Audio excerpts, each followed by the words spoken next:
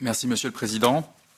Monsieur le Président, chers collègues, je tiens tout d'abord à remercier chaleureusement le rapporteur pour son travail et son engagement sur ce dossier essentiel. Comme lui, j'ai eu la chance de bénéficier d'Erasmus+.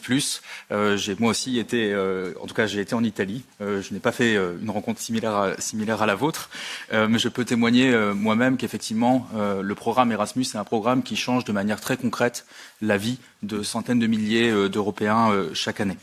Et Erasmus+ incarne concrètement ce que l'Europe apporte à ses citoyens, en particulier les plus jeunes, la mobilité, l'ouverture aux autres, mais aussi des opportunités d'apprentissage et de découverte. Je tiens notamment j'ai une pensée pour les lycéens de Douvres-la-Délivrande, chez moi en Normandie, des lycéens d'un lycée hôtelier que j'ai pu voir au mois de janvier et qui avaient, pour des dizaines d'entre eux, pu aussi bénéficier d'Erasmus. Et l'Europe que nous voulons, c'est aussi une Europe où Erasmus bénéficie à des personnes qui n'en ont pas bénéficié par le passé. Et c'est justement parce que le programme Erasmus est un succès que nous avons une responsabilité en tant que députés européens de la Commission du contrôle budgétaire pour faire en sorte que chaque euro investi dans Erasmus+ le soit d'une manière qui soit efficace et transparente. Le renforcement du programme ces dernières années rend ce contrôle encore plus indispensable pour préserver l'intégrité de ce programme. Et nous devons veiller à une gestion rigoureuse des fonds, une prévention efficace des erreurs et des irrégularités et une évaluation claire de l'impact réel d'Erasmus. Il est également crucial de garantir un accès équitable au programme afin qu'Erasmus+ ne bénéficie pas seulement aux publics les plus favorisés.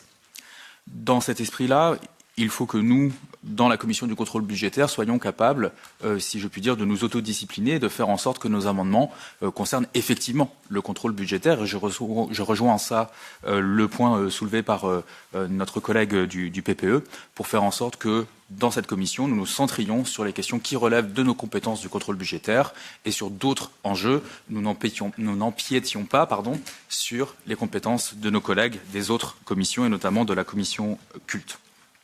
Pour conclure, c'est ainsi, je pense, que nous pourrons agir à notre niveau pour renforcer le programme Erasmus+ et faire en sorte qu'il reste un symbole fort et vivant d'une Union européenne qui apporte une opportunité unique pour les jeunes femmes et les jeunes hommes de notre continent.